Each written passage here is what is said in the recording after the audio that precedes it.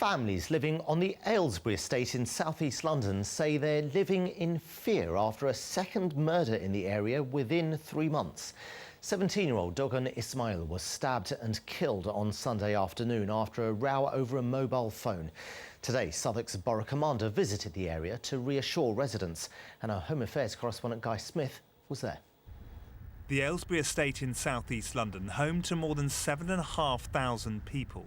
As Europe's largest housing estate, it makes the news all too often for the wrong reasons. On Sunday, a 17-year-old boy was murdered here. Dogan Ismail was stabbed while apparently trying to retrieve his younger brother's stolen mobile phone from 4 youths. Today, a former school friend remembered him as one of the nice guys. I take weirdly to people dying, like, it's just 1 minute they're there and then they're not, so, but, yeah. What was he like? I don't really want to say anything else. Is that okay? On the right are flowers for the dead teenager. On the left, another tribute to a 21-year-old man killed here just 3 months before. Families living on this estate are understandably concerned. My son just came back from school. You know, they had to see the boy lying on the floor with his chest open. You know, they don't need to see things like that. And there's been another murder. Yeah, again now. On Sunday. Again, yeah. It's not the police, it's the council.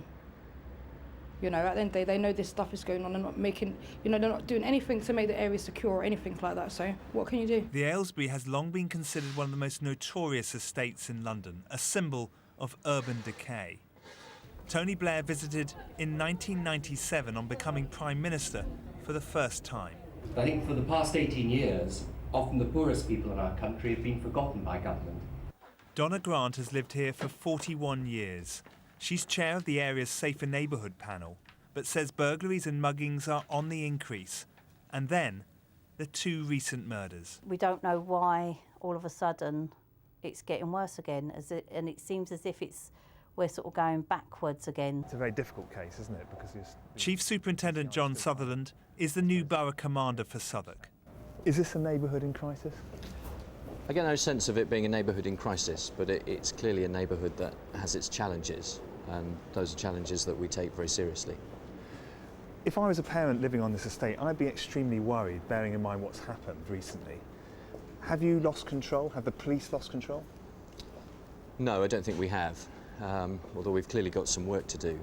And I guess in addressing these issues, I speak not just as a police officer, but also as someone who lives in South London and someone who's a dad.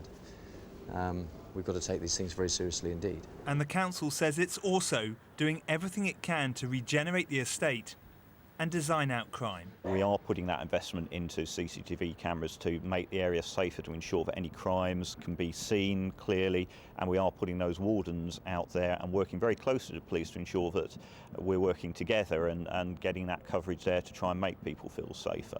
Detectives have released this picture of Dawda Jallow, a 15-year-old they're still looking for in connection with Sunday's murder. Meanwhile, this family, like others on the Aylesbury estate, is hoping for a safe new year. Guy Smith, BBC London News, Walworth. The man accused